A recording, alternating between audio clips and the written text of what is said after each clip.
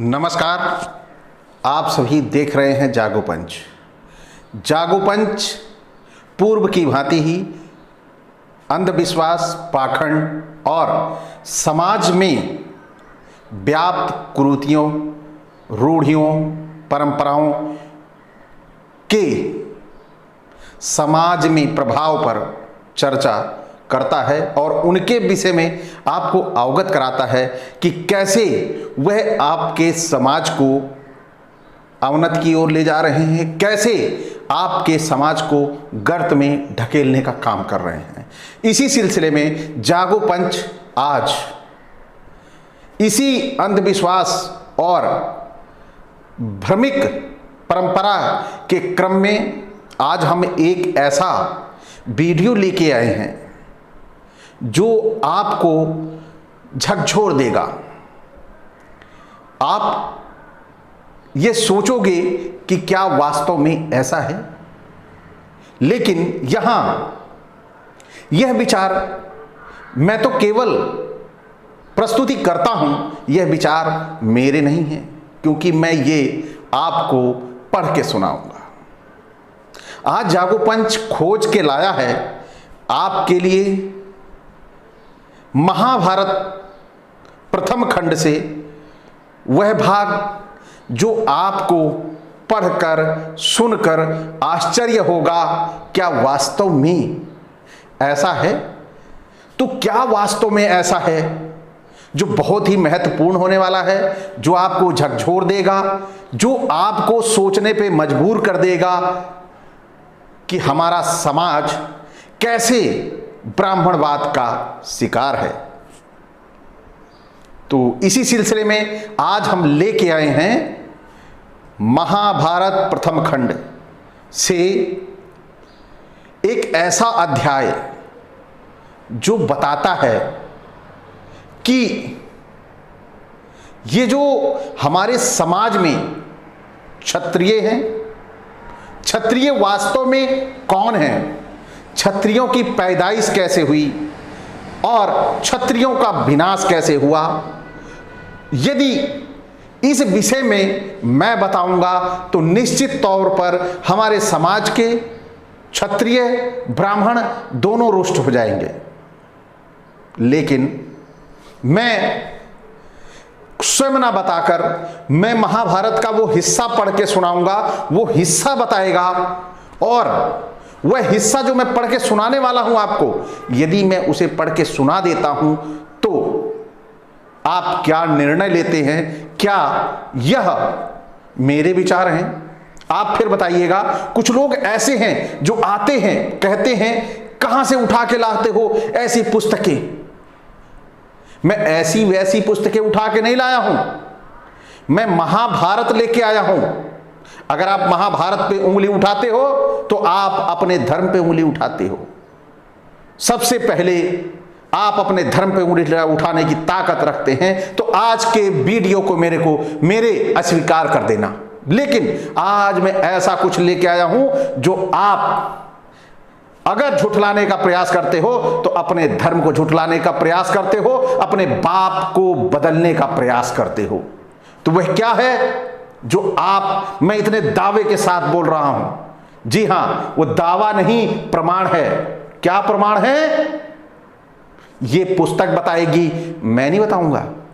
मैं बताऊंगा तो मैं धर्म विरोधी कहलाऊंगा। लेकिन ये व्यास बताएंगे, ये महाभारत बताएगी तो वो धार्मिक कहलाएंगे, धर्म प्रेमी कहलाएंगे।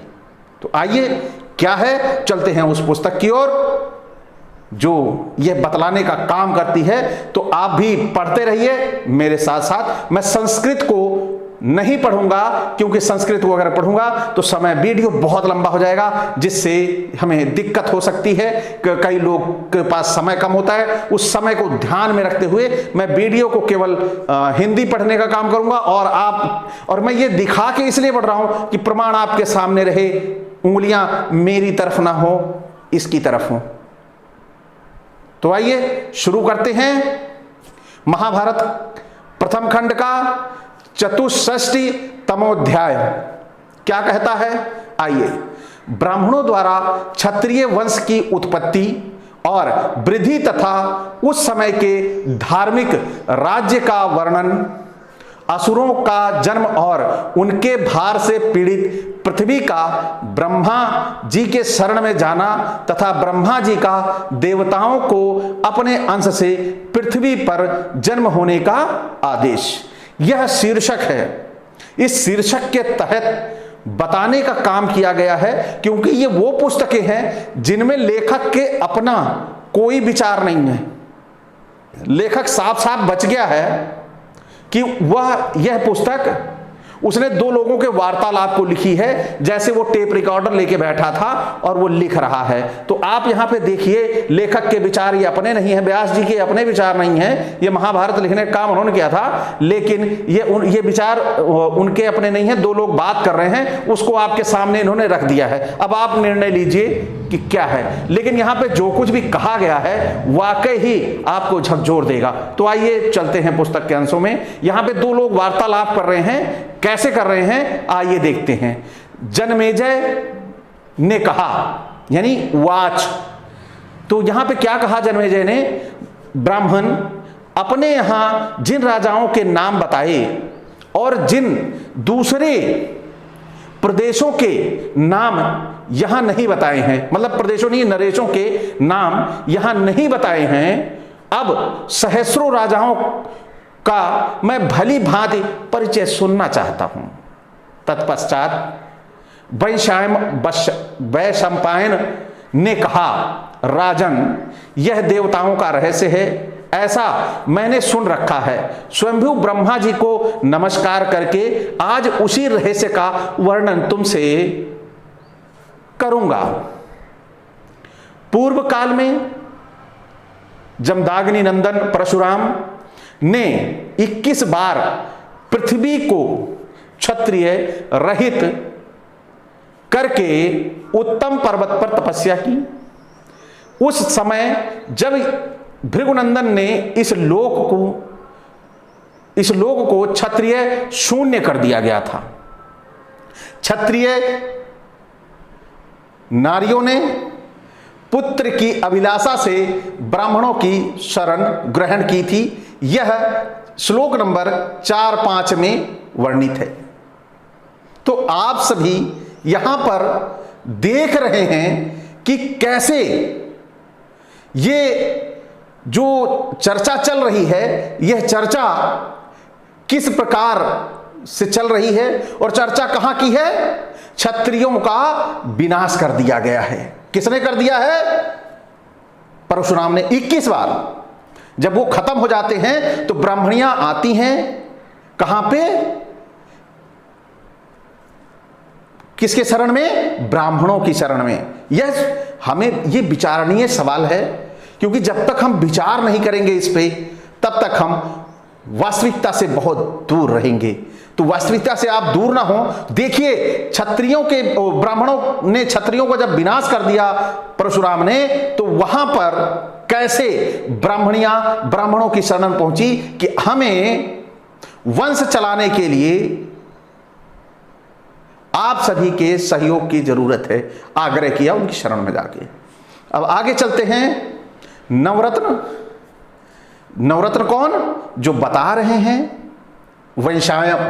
वैशंपायन जी, उन्होंने अपनी भाषा में कहा कि नवरत्न वे कठोर व्रतधारी ब्राह्मण के ऋतु काल में ही उनके साथ मिलते थे, ना तो कामवश और ना बिना ऋतु काल के ही। यह श्लोक नंबर 6 में दिया गया है, आप सभी देख रहे हैं। उसके बाद राजन, उन सहस्रों क्षत्राणियों ने ब्राह्मणों से गर्भ धारण किया और पुनः क्षत्रिय कुल की वृद्धि के लिए अत्यंत बलशाली क्षत्रिय कुमारों तथा कुमारियों को जन्म दिया।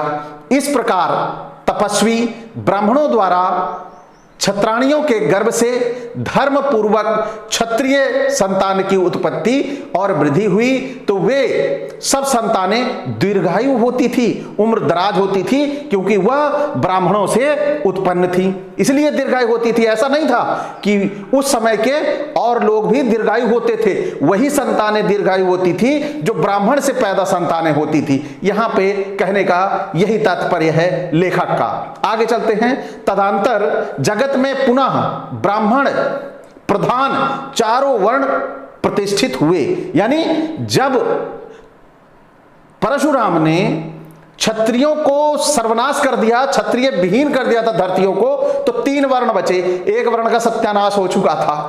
तो चौथा वर्ण कैसे आया, चौथे वर्ण की उत्पत्ति कैसे हुई, यह आप सभी के सामने है। यह छिपाने की अब जरूरत नहीं कि क्षत्रियों की उत्पत्ति कहां से कैसे हुई, यह महाभारत कह रही है और व्यास जी के शब्दों में है, जिसे कोई माई का लाल झुठला नहीं सकता। अगर इसे झुठलाने का काम कर रहा है तो निश्चित तौर पर वह अपने धर्म को ठोकर मार रहा है, अपने धर्म को लात मार रहा है। आइए आगे चलते हैं, उन पुस्तक के उन अंशों को पढ़ लिया जाए जो इसकी सिद्धता को प्रमाणित करते हैं। आइए, उस समय सब लोग ऋतु काल में ही पत्नी समागम करते थे, केवल कामनावश या ऋतु काल के बिना नहीं करते थे। यहां पर देखिए, अगर इसे अभी आम भाषा में कहा जाए या बोलचाल में कहा जाए, कोई किसी से बात करने लगे तो इस भाषा में शायद उसे कहेगा ये पुस्तक में लिखने की बात है क्या। तो आगे देखते हैं, इसी प्रकार पशु पक्षी आदि भी की योनि में पड़े हुए जीव भी ऋतु काल में ही अपनी स्त्रियों के से संयोग करते थे। वो जीव भी ब्राह्मणों को फॉलो करते थे। भरत श्रेष्ठ उस समय धर्म का आश्रय लेने से सब लोग सहस्र एवं शत वर्षों तक जीवित रहते थे। यानी उस समय जो धर्म का सहारा ले लेता था वह हजारों साल जीता था। कैसे जीता था वो आप पीछे देख चुके हैं।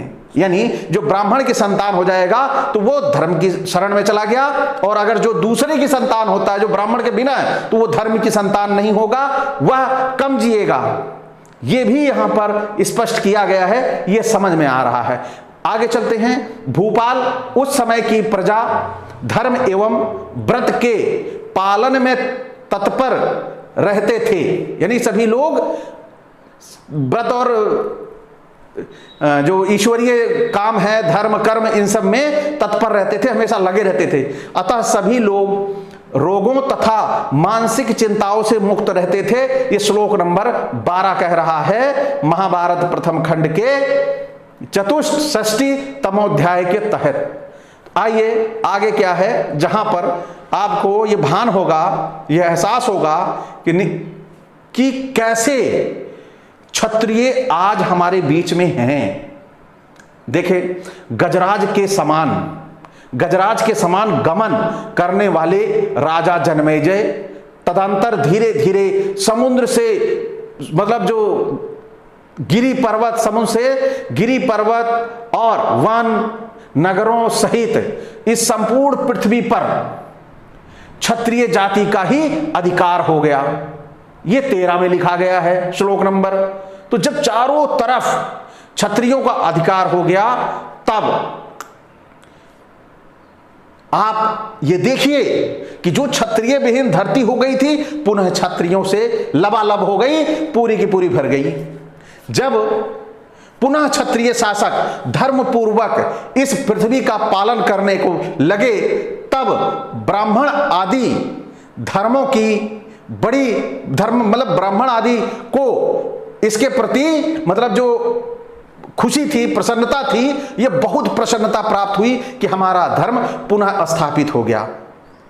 तो साथियों, आप सभी ने देखा इस पुस्तक के अंशों को महाभारत प्रथम खंड में। महाभारत ये बता रही है कि आज हमारे बीच में ये जो बलशाली क्षत्रिय हमारे चारों तरफ पूरे भारत में क्षत्रिय फैले हुए हैं, चारों ओर इनका प्रताप है। यह क्षत्रिय कैसे पैदा हुए, इनकी पैदाइश हमारी महाभारत बता रही है। यह हमें जानने की बहुत अधिक आवश्यकता है। यह आवश्यकता क्यों है? क्योंकि हमारा समाज भ्रम में जी रहा है। आज हमारा ओबीसी, एससी अपने आप को, कुछ जातियां हैं जो स्वयंभू क्षत्रिय बनने का काम कर रही हैं। तो मेरा उन क्षत्रियों को यह संदेश है कि भाई साहब, मेरे बड़े भाई, छोटे भाई, आप इस क्षत्रियता के भ्रम में मत कूदो। ये क्षत्रिय कौन है, सबसे पहले ये जानो। ये क्षत्रिय इन्हीं ब्राह्मणों की औलादे हैं। आज आप देख रहे हैं, कोई भी बुरा कर्म, बलात्कार, जमीन कब्जा, भूमाफिया और तमाम तरह के षड्यंत्र करने वाले, हम नाम भी कुछ ले लेंगे जो गोंडा के हैं, हम कुछ का नाम ले लेंगे चंदौली के हैं, कुछ का नाम ले लेंगे जौनपुर के हैं, कुछ का नाम ले लेंगे वो गाजीपुर के हैं। मैं उन्हीं क्षत्रियों की बात कर रहा हूं जिनके ऊपर सैकड़ों मुकदमे होने के बाद ये ब्राह्मण आज तक नहीं चिल्लाया कि वह अपराधी हैं, उनका भी एनकाउंटर होना चाहिए। एनकाउंटर वो ब्राह्मण चिल्लाएगा, किसका होगा? ओबीसी एससी का होगा या दूसरे धर्मों का होगा। लेकिन इन अपराधियों को मंत्री तक बना रखा है, लेकिन अभी तक एनकाउंटर उनका नहीं हुआ। तो समझो क्यों नहीं हुआ। ये उन्हीं की अपनी संतानें हैं। कोई अपनी संतानों को गोली मारता है भला? तो आज यह वीडियो मेरे उन साथियों को समर्पित है जो अपने आप को स्वयंभू क्षत्रिय कहते हैं और आज वो ये जान ले कि वह अगर स्वयंभू क्षत्रिय बन रहे हैं तो स्वतः ही अपने आप को ब्राह्मणों की औलाद कह रहे हैं। तो ब्राह्मण मतलब क्षत्रिय मीन्स ब्राह्मण का बेटा, बाप का नाम ब्राह्मण, बेटे का नाम क्षत्रिय। तो अब कौन बनना चाहिए क्षत्रिय, कौन बनना चाहता है क्षत्रिय? फटाफट कमेंट बॉक्स में बताए कि वह क्षत्रिय बनना चाहता है। तो वह अपने आप ही स्वीकार कर लेगा वह ब्राह्मण का बेटा है। जब वो ब्राह्मण का बेटा है तो निश्चित तौर पर वो हमारा नहीं है। तो कौन कौन से ऐसे लोग हैं जो अपनी माओ को गाली देना चाहते हैं? फटाफट कमेंट करिए। साथियों, मेरा ये वीडियो आप सभी को कैसा लगा? ये बहुत ही तथ्यपरक वीडियो है और इस तथ्य को झुठलाने का साहस भारत के किसी शंकराचार्य में भी दम नहीं है। तो आप सभी इसे लाइक करें, जो नए साथी हैं वह सब्सक्राइब कर लें और साथ ही सबसे पहले बेल आइकन की घंटी जरूर दबा लें, क्योंकि अगला वीडियो कितना महत्वपूर्ण होने वाला है यह आपकी नजर से ना हटे, जिससे आप तक ये पहले पहुंच जाए। तो आप सभी से विदा, नमस्कार।